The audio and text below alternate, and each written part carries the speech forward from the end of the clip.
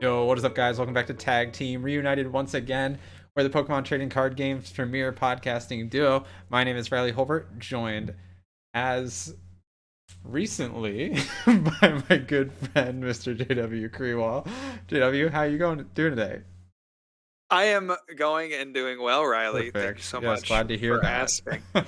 Yes, yes. Sorry we missed last week, guys. I was out of town, so that's on me. Was out of town. My sister's wedding. So, well, not my sister, my sister-in-law.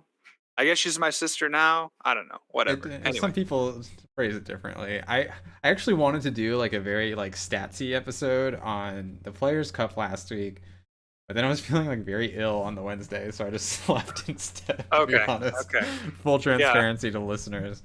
I felt like there was something going on because I had forgotten to tell you that I was going to be gone. We had some excitement over the weekend, and then I was like, okay, on Monday, I'm like, oh, Riley, it's up to you, man, to carry the torch. You're gonna have to be alone again for the week.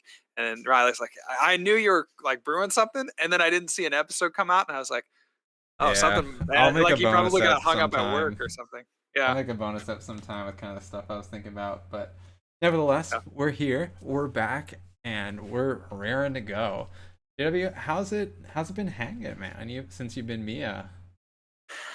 Yeah, well, it's been really good. Got to see a really great wedding. The house stuff, if you've been watching any of the other content, you'll know that that's the big excitement right now in the Kriewall family. So things are good.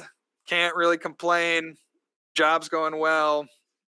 I'm just waiting for the bad news to hit. Don't say that. Okay, well, I guess the bad news for me has been Players Cup, but we'll get to that later on in the Oh, well, episode. there you go. Yeah, you can't have everything, right? That's right. Yeah, exactly. There's got to be some weakness for me. For But sure. Sure. how about you, Riley? What's new? Um, nothing much going on new. I'm actually going to see my family for the first time since Christmas of 2019 next week. So I'll be recording from my parents' house next week, which will be fun. Um, Mhm. but really, I've just been living it up, man. I've been reading, I've been working out, making a lot of progress in both fronts. For the followers of the cast, you might remember my New Year's resolution to read a book a month. I'm now 2 books ahead of the curve, so So you know, you can kind of slack a little bit in June and yeah, but I July. think I'm actually just gonna keep going. I think I'm gonna get probably 4 books ahead this month. Wow. Because the books I'm reading, I told you before how the books I was reading were like 1,200 page tomes, and Hmm. I finished that series. So, now I can read like much lighter books. That sounds very nice. Yeah, I that's can been only good. imagine. I'm also becoming like a manager at work, so I'm taking a bunch of classes and stuff Whoa, internally, that's which is fun. sweet. So is that Um, like a pay increase or what? I believe so. Um, the process I, is a little nebulous to me, but yeah, I'm excited for it at the least. Like, I think one of my strengths professionally is like coaching people up and um, making them feel welcome and yeah, uh, and I try to yeah. show that through like in the cast as well. But uh, so that's where I want to like be able to give back to other people who are joining the company or like joining my team is sure that they have like a welcome fostering space to grow. Yeah, for sure. For sure. I could see you being good at that. So yeah, I mean things are going well, but things are as ever developing in the Pokemon world. W, there's lots of new cards since you were last on the podcast. I know, I know. And we're not going to cover everything, but these are just some of the highlights that I think were worth noting. There were some new cards that were just released yesterday in Dream Ball and Treasure Energy that I want to make sure that we definitely hit on. So Treasure Energy, when attached to a Pokemon, this provides one colorless energy and has a really unique clause that we've kind of seen before in relation to the prize cards. When you took this prize as as a face down prize card before putting it in your hand, you can attach it to one of your Pokemon instead. So kind of similar to like a Jirachi Prism Star, right? That if it's prized and you take it, you get some additional bonus effect. Well, instead of taking an additional prize with Jirachi Prism Star or whatever other effects that there are that do something similar, you get to attach that energy to one of your Pokemon. So I think really cool. I'm always happy when they have that kind of prize card interaction, because the prize cards in Pokemon are something that make it unique to this game. And so to just have more interaction with the prizes, like that's always cool. Yeah, yeah. And if you're feeling especially lucky, you could use your Jirachi Prism Star to hit a treasure energy. That would be pretty busted, wouldn't it? So there is also another card interacting with the prizes in Dream Ball, and Dream Ball is very similar. In fact, if you take it as a face down prize card, you get the effect of that card. Now, Dream Ball you can't play from your hand is like the difference there, but with Dream Ball you get to put any Pokemon onto your bench right there. So you can Yeah. put a stage So, 2 directly yep. onto your bench. Yep, exactly. And it doesn't state, it doesn't have to be a non-V Pokemon, right? You could put a VMAX on your bench, right? So there's just like so much application for this one card. I've seen people be a little lukewarm on it, or even sour on it, saying that it won't see play. But this one has, like, in my mind, a ton of potential. You look at a card, it's just an item card. So it's not like it's even a supporter or something. Like, it's not like there's some other additional restriction, or like it's a one of card that you can only play in your one of in your deck. Like, you can play 4 of these guys. You can get them into the prizes with the that shuffle peony, or it's Ionia. peony, right? Peonia. There we go. Thank you. You can put them into your prizes, like intentionally stack them into your prizes, and then you get to get any Pokemon. There's no restriction there. So I think there's a lot of things that make this card seem really good. It doesn't have any kind of restrictive quality to it that I can tell. So I feel like there's going to be some kind of application to this. Now, is it going to see widespread play? No, absolutely not. But there's going to be a deck out there that uses it and that utilizes it extremely well. Yeah, I don't know if I'm quite as like overtly hot on it as you, but I do think like with the Peonia, there the potential is definitely there. What I'm looking for in Dream Ball is a consistent way to like get it to your prizes. Peonia is obviously like an obvious way to do that. Yep. I'm hoping there might be others that are a little simpler than a supporter. Um, and then I'm also looking for a way to take it out of your prizes consistently. So what I mean by that is even if you have the craziest like stage 2 base deck in the world or VMAX deck in the world, you need to have a way to retrieve that Dream Ball from your prizes. So you need a way to take knockouts before then. And that's the part I think that's the piece of the puzzle that's missing for me right now. Right. This will kind of lead into the next set of cards we're talking about, but I'm looking to Sylveon VMAX as potentially being something that bridges that gap. Just because the Sylveon V seems to have like with the badge that's associated with it, being able to reduce the prizes that Sylveon takes, and the fact we haven't seen the VMAX yet, I almost have an inkling that it'll interact with the prizes in some way. So I'm curious to see if maybe that's how it manifests. Nevertheless, like super cool card, and I'm excited to see like how that A and B like criterion get filled. Yeah, absolutely. I mean, you nailed it right there when you said like there is kind of that restrictive sense to the card in the fact that you have to take a knockout, right? Like there's no other real way to draw a prize other than to take. I guess you could play 4 Missing Clover and Expanded, but that seems a little, obtuse. In any case, obtuse is one way to put it. Yeah, it's a cool card, even if it never sees the light of day in any capacity. I'm just happy Pokemon prints these cards. Okay, so moving on to maybe the more relevant, but maybe less exciting cards. That is, you alluded to it, the VMAXs of the evolutions. So we don't have an evolution for the Sylveon VMAX, but we do have one for every other VMAX, I don't think we every have other Leafeon evolution. either. Oh, and no Leafeon. Good call. Yes. No Leafeon, but that is heavily implied via the Frozen Leaf badge, where it says attaches to a Leafeon or Glaceon. Anyway, so there are these VMAXs, the evolutions, and then they also have associative badges, the tool cards that go along with them. Going down the list, I think Vaporeon's really interesting here with the Water Pod attack. Put a Pokemon from your discard pile onto your bench, and then attach up to 3 Water Energy from your discard pile to that Pokemon. Seems like a really interesting concept, but generally speaking, these kinds of attacks that don't do damage and set up other Pokemon are generally not as good. Certainly some viability in the fact that Vaporeon just has a lot of health, but like you look at an attack like this, like Pikarom, right, has kind of a similar thing, right? Attach 3 energy from your deck to a Pokemon on your bench, right? You're setting up a Pokemon for the future, but you do damage, right? So you're putting more pressure on your opponent. Whereas this Vaporeon, you're taking something from the discard, so first you have to find Pokemon in the discard and put the water energy in the discard, so it's a little more restrictive, and you're not doing any damage. So it seems a little hard to finagle that, especially in the early game, right, when you're wanting to set up multiple Pokemon. And then has a pretty meh attack, max rapids, 100 damage, and then does 100 more damage if the opponent's active has any damage counters on it. So Vaporeon, not too exciting. But Jolteon, on the other hand, I think has some very competitive viability.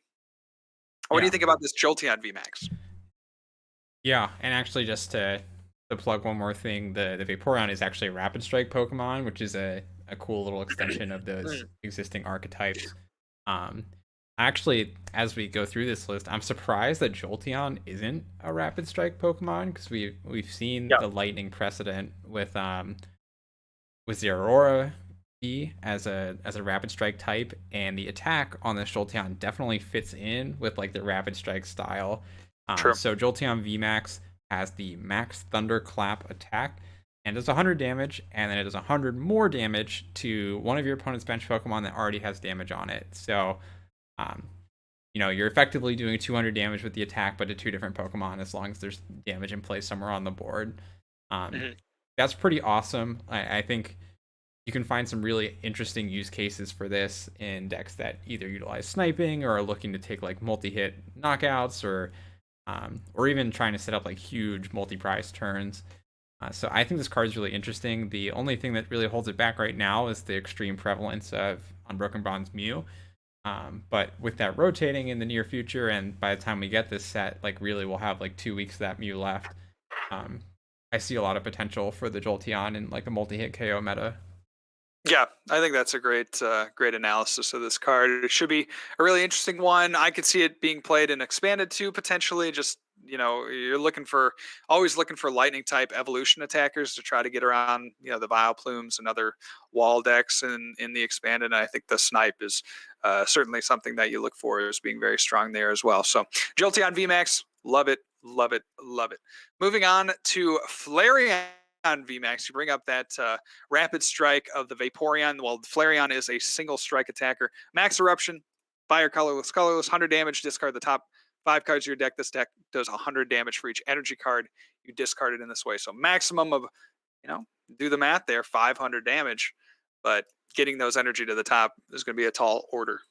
Yeah, the Flareon, I wish there was a little more oomph to it. Like to me, it feels like you're putting in a lot more work to get a Sandaconda in play, basically. Yeah.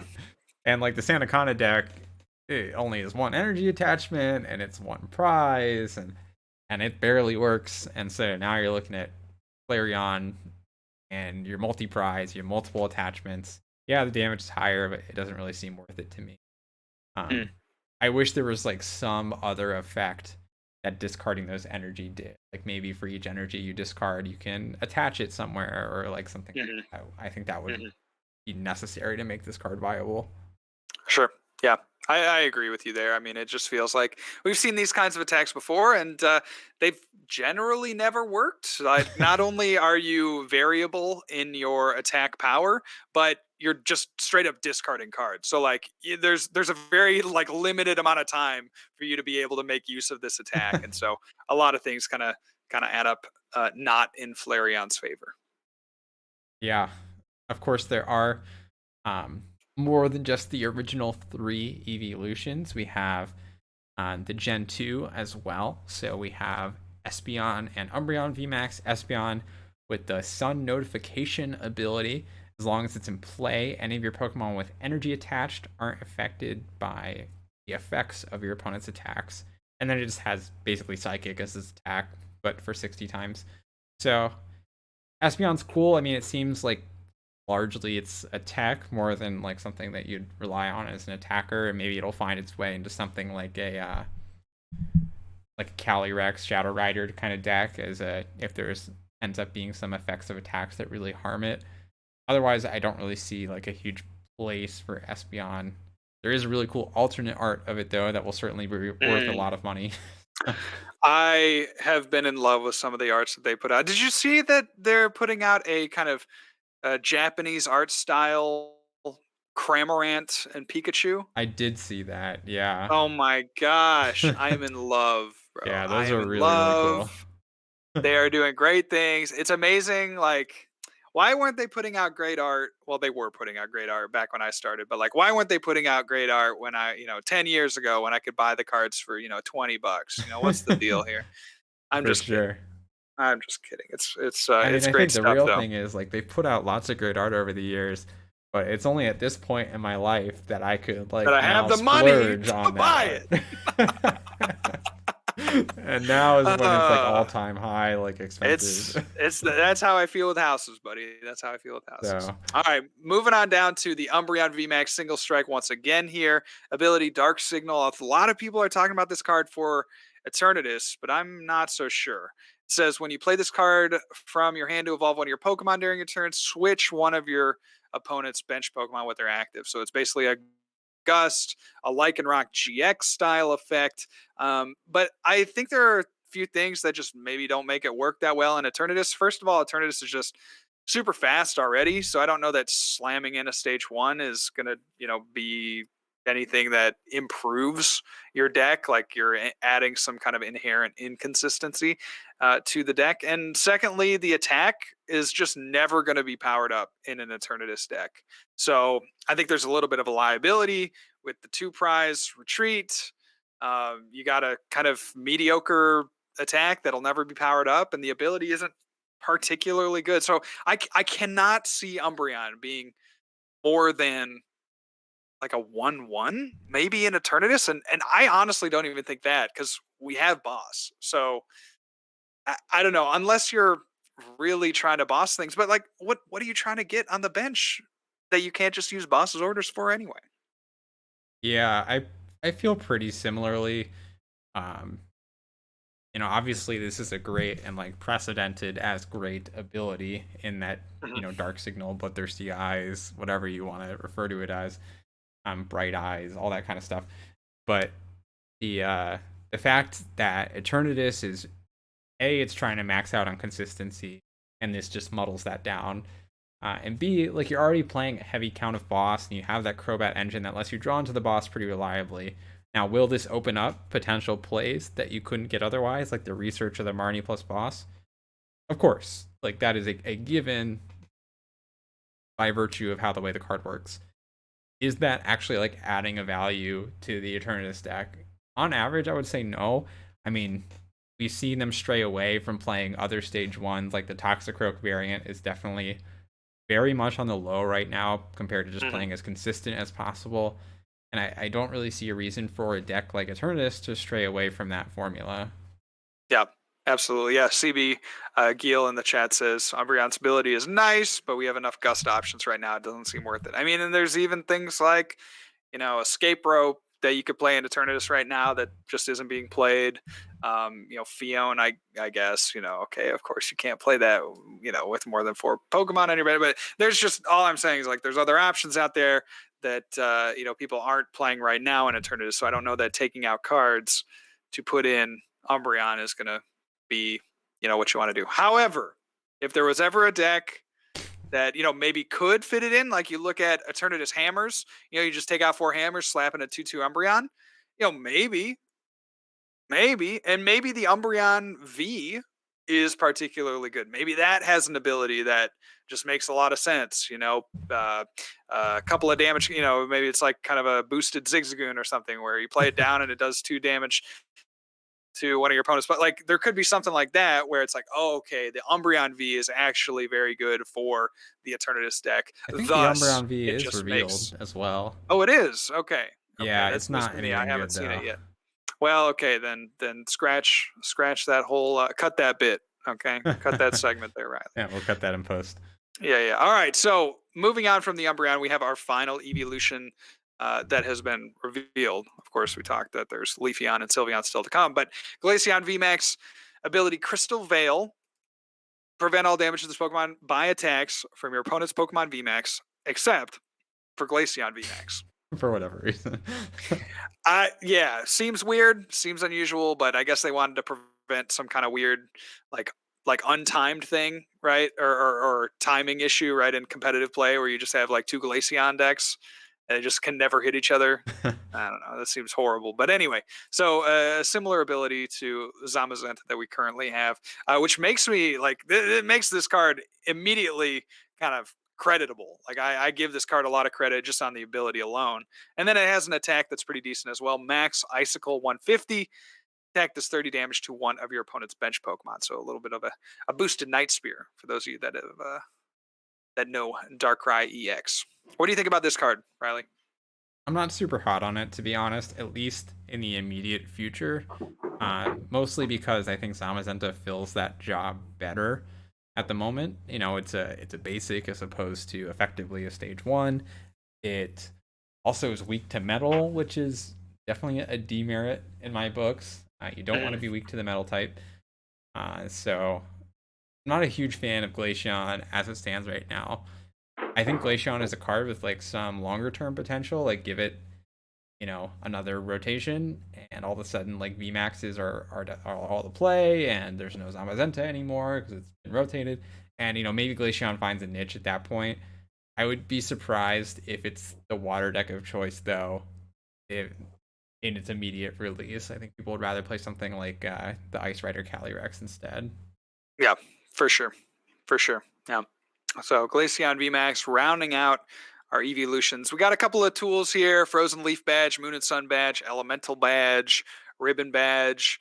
Any of these stand out to you? I don't think we need to go through them all, but any stand out to you, Riley, as being particularly playable? Yeah, I think of the badges that the Elemental and the Snow and Leaf badges are the most interesting. Elemental basically being like a what was the name of the tool that you would put on the like the Garchomp? Like a seed? counter gain? Not like kind of like a counter game, but it always works. So um, what was that? Am I missing it from recently? No, it's an old card, the one you put on the SPs. Yeah, it's counter gain, bro. That's not counter gain. Counter gain is a new card. What the heck? It's Team Galactics. What? Wow. Okay, I can see it. I can see it. Yeah, I can see the card. It's a Team Galactic card. It, you know, it's got a little circle on it, and it has a little like jutting out piece. Anyway, yeah. It provides a colorless energy, and Elemental Badge does the same thing. So if you're Vaporeon, Jolteon, or Flareon, the original 3, you pay 1 less colorless. So that's obviously great. And if there's ever like another Vaporeon, Jolteon, or Flareon, like you just slap that in. So that's cool. Snow and Leaf Badge is the other one that's interesting to me. I'm gonna feel so stupid when you look this up and got the name. I know. And Snow and Leaf Badge is the other one that appeals to me. It reduces Glaceon and Leafeon's retreat cost to 0. So that definitely is something that the Glaceon deck could benefit from. It's just like pivoting around a lot of different Glaceons that are all immune to VMAXs. So I think that is actually good. The Sun and Moon Badge and the Ribbon Badge are kind of meh. It's just, bro, it's just energy gain. It's just energy gain. What a simple name. Yeah, very self-explanatory. Yeah, I loved it because you're explaining it. You're like, yeah, it's like it gives you an energy when you play it. So, I was gonna say like SP gain or something if left to my own. Yes. So yeah, I think the tools are okay. I think Snow and Leaf and Elemental definitely are the best of the group, though. Do you have any dissenting thoughts there?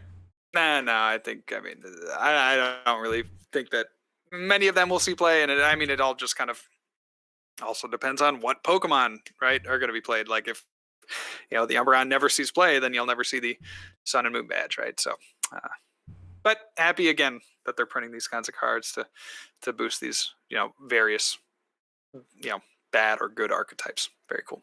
So that is all for There's actually one new card I the. wanted to mention that wasn't in the EV batch as well, and that is the we talked about this card. It's Oh, the we did. I it's the forgot. new Zoroark card. So Zoroark has the ability Illusion Transformation, where basically you swap the Zoroark with another stage one in your discard pile. So that Mhm. is super super cool.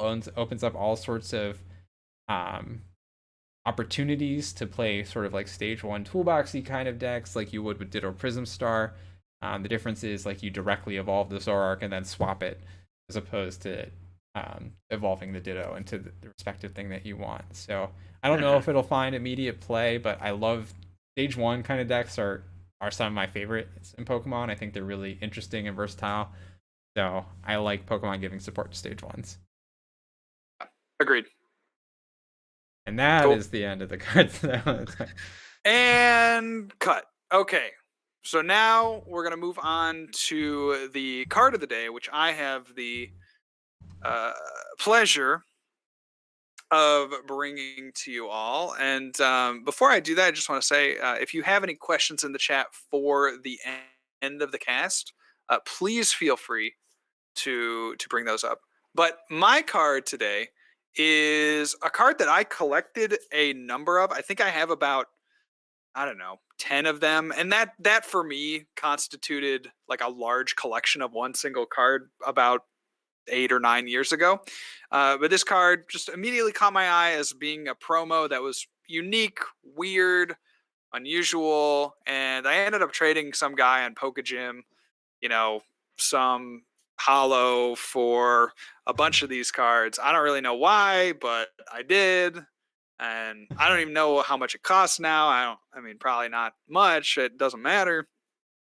But it is a Black Star Snorlax card. That's very cute because it has a little Eevee sleeping next to him, and it's got a bunch of Z's in the background. So in the card, there's a big yellow Z. It's really gaudy actually because the Z is like the focal point of the Uh-huh. picture, and then like you just happen to have a Snorlax there, right? So then the Snorlax is doing, he's doing a Z Z Z Z, and then there's a big Z, and it's a pretty just unusual card because like the main more than 50% of the card art is a Z. But for some reason, I love it. I think it's a cute card. You got Eevee sleeping, you got Snorlax sleeping. It's like me and my wife. That would be an actual shot of me and my wife.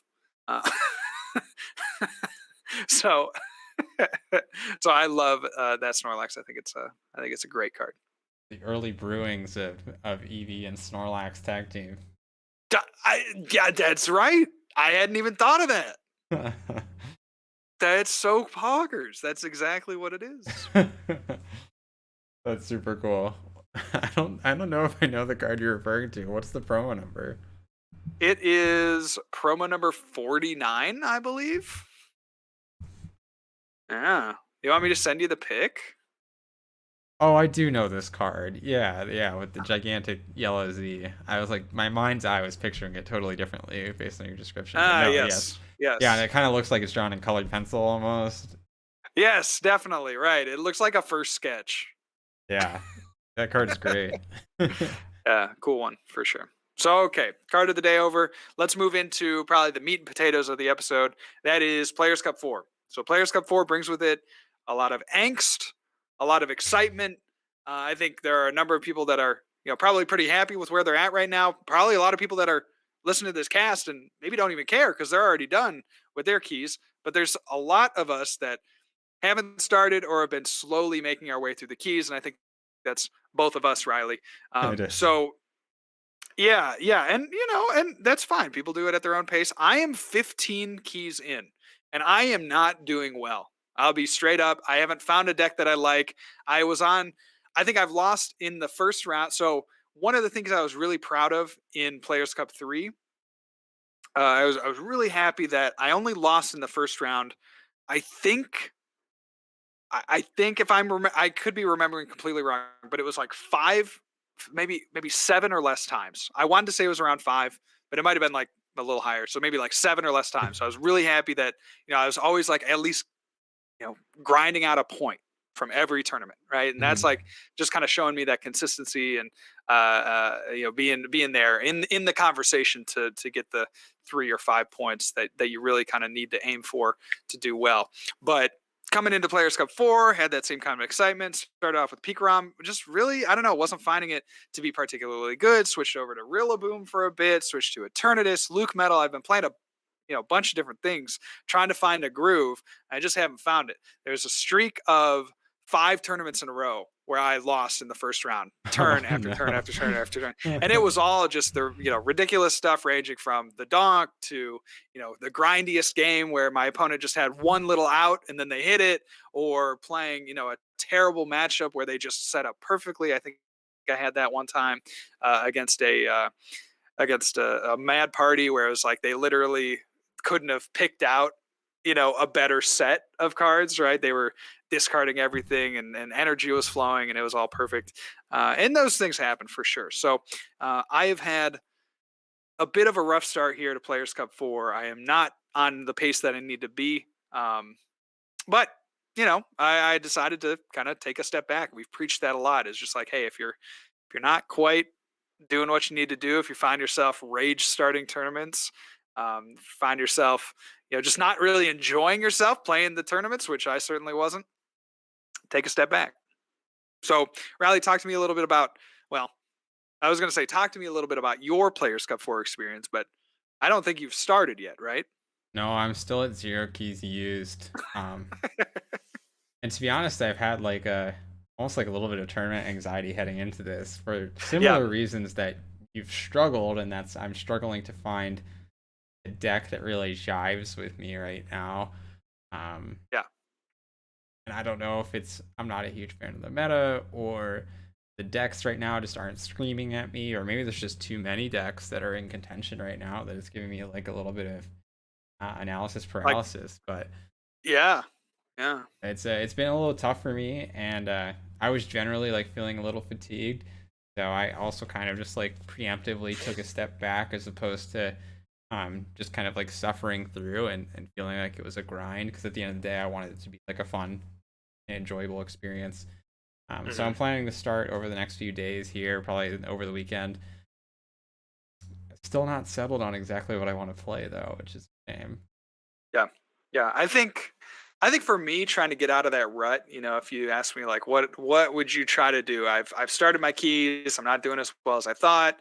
Um, my only suggestion, the only advice that I can give myself is to just, play the numbers. I think I hit a pretty bad streak of just bad variance, and I think to do particularly well, um, you have to have some luck on your side, right? And we say this for any tournament, like any tournament that you win, or do well at, like you're gonna have a round or two or three or four, like that you just get a little bit lucky. So, spread that out over, 50 tournaments, 50 mini tournaments, and you have the same idea, right? So I think I've just been hitting on that kind of lower end of the variance, which has been a shame. Certainly you wanna go above that, but just continue to play the numbers. It's a numbers game, really. So if you're in a rough patch, but you do still believe in the deck, you've done your testing with that deck, you feel like, okay, this is a good list, or maybe even if you've ripped the deck, like maybe if you've net decked the deck and you feel really confident in it, and you're not misplaying, right? Because that's another big thing. Like, are you playing the deck correctly? And that's another thing. If you assume that you're playing the deck correctly, like just go with the numbers, stick with it, would be my best advice. That's kind of what I'm trying to tell myself right now. Is I'm in a rut, but you stretch that out over 50 tournaments, and like I should start seeing some success if you just, again, run the numbers on it. So it's tough though. It's tough. There's definitely anxiety that comes with doing poorly, and then you're trying to think about, you get even more in your own head when you do poorly. You're like, should I change decks? Should I, mess around with things? Should I play different techs? And that can be really scary for me because I expect some meta when maybe it was just, there's such a crapshoot with the Players Cup. There's really just you have no way to really tell what you're going to see. I've seen so many crazy random things that I would never really expect to see in an actual tournament. Yeah, it's a wild west out there. Yeah. You know, keeping in with that advice, I would also say, all of these, take each tournament one at a time, take each game one at a time. Um, Try not to let your past 15 keys overly influence your next 35. Like, take the lessons you learn from them.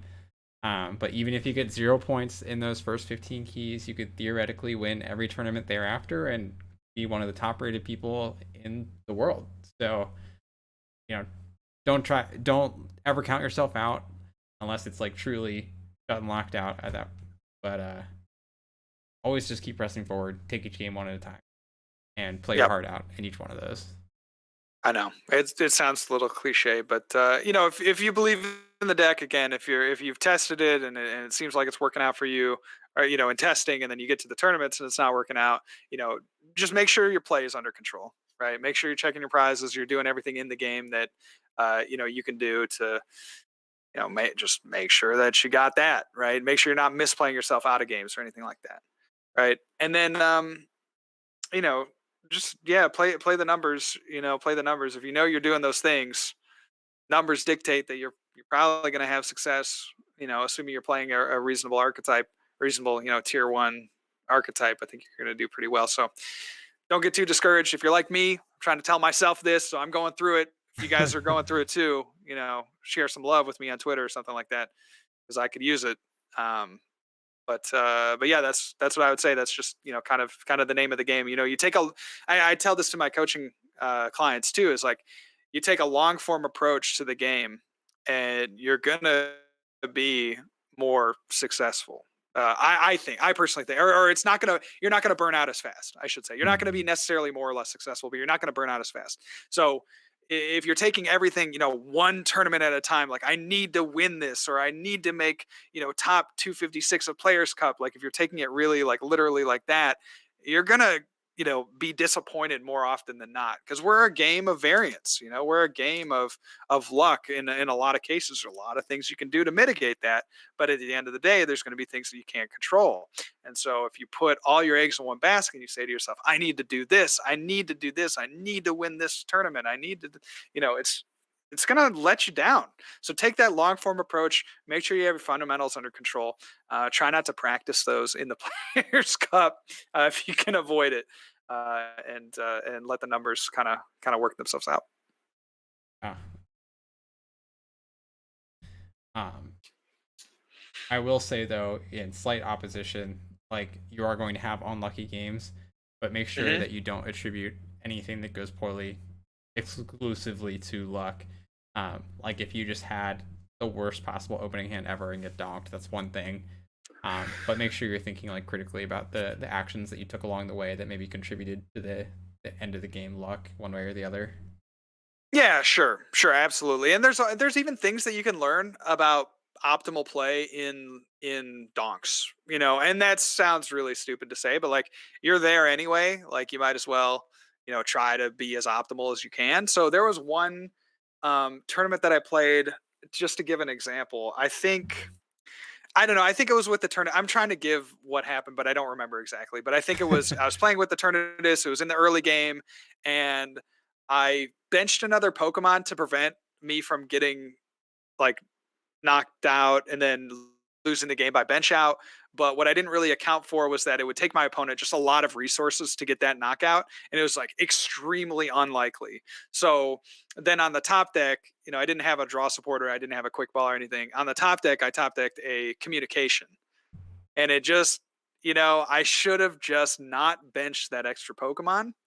And then I would have had a calm out to get a Crobat to maybe get some things moving. So I don't think I win that, even if I don't bench that because he was just setting up a bunch of stuff on his bench and getting a very solid board position.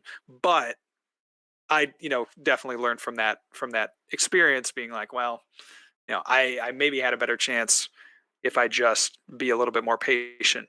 So, you can learn even in the worst circumstances too. Absolutely. Absolutely. So, looking at the Players Cup 4, what would you say are your top 3 picks right now, JW? Yeah, if I'm playing Players Cup, if I'm finishing my tournaments, I'm either going to Eternatus or I'm going Pikarom. You said give three, but those are really going to be my only two. I would also consider roping in Rapid Strike or Shifu, depending on how I'm feeling. But it does feel like Luke Metal is a fairly big presence. That's one of the more popular decks that I've seen. But I've tried Luke Metal myself, and I don't like it because I seem to hit when I play Luke Metal. I seem to run into the Eternatus players that are playing like two or more Phoebe, and then that Mhm. just ruins the whole The mood, vibe is ruins off the whole after vibe. Yeah, the vibes are definitely lacking at that point. So, that. um, I'm not a big fan of looking up metal because you're losing a really good matchup in that Eternatus. Right now they're Mm, playing Phoebe. Maybe two Phoebe in some cases, maybe two Phoebe and a Palpad, one Phoebe Palpad, Sableye. Some combination of those cards, and that just makes it a lot harder for you to win because if they can knock out one um, one of your Zamazentas just basically for free with their Eternatus, they're more than likely going to be able to make it past the second one somehow, some way. So you're losing that really good matchup, and then the rest of the field isn't. I don't find the rest of the field particularly favorable. That's what I've had a lot of issues in my Players Cup run of just not being able to draw enough cards.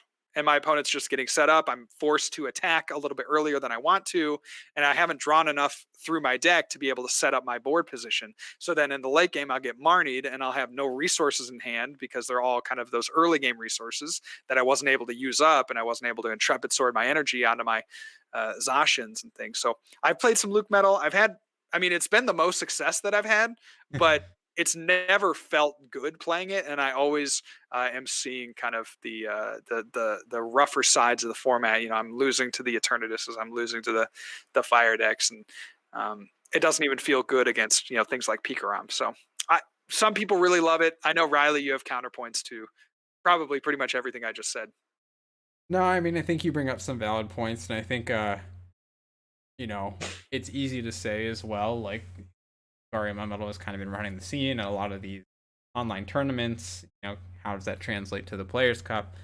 And I kind of want to harken back to what I said the other week about how Rapid Strike was a phenomenal choice for, the Players Cup, the finals, where it won, but it isn't necessarily the best choice for individual events. I mean, we're seeing Rapid Strike is kind of petered out of the format for the moment. Um, I kind of see this as being a very similar situation where in these controlled settings where a lot of what people are going to be playing going in, the Carl Metal is a pretty solid choice, especially when decks like,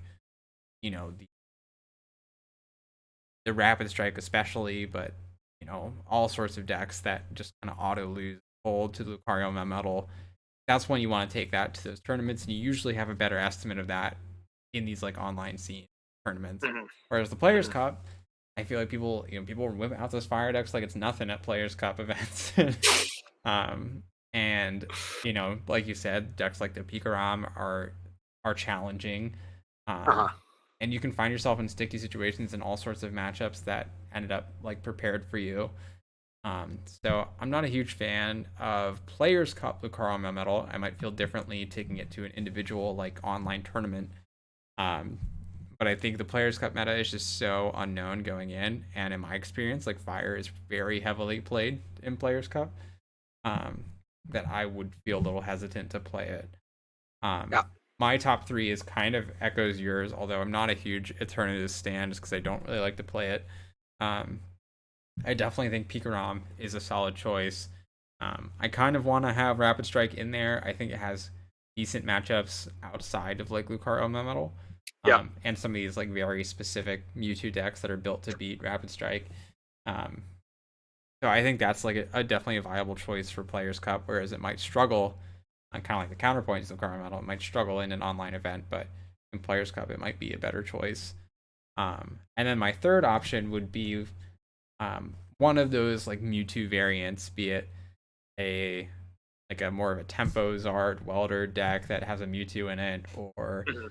um, or more of like a Mewtwo Grass deck with Rillaboom, or even like the Psychic Mewtwo. I think all of those are pretty decent decks, and they're all very fun to play, which I think Sure, is a huge merit to them. So, sure. I um, I've been finding the format. I mean, I don't know. People are always hating on things, but I've been finding this format to be no, I fairly think this deep, format's good. fairly deep. I think Yeah. this format's good. That's not what I'm saying. I just think the Mewtwo decks are really fun because Mewtwo is a really fun card. Um, Hmm. Yeah. so somewhere in that like Tempo Zard to like Grass Rillaboom, Psychic range, I think those are like all really fun, viable third choices for me. But Pikarom is obviously like I'm a huge stan, so that's up there as like my number one choice right now. Um, Yeah. you know, so it Yeah. goes on the tag team podcast. I know. I know. It's crazy. Yeah. And you talk about, Rapid Strike kind of petering off. I don't think it's necessarily, it's still one of those very heavily played decks. But I think what you mean by petering off is that it's not that kind of dominant force, right? It's not that, Well, I mean, if you look at just like outright tournament results, it's been struggling recently.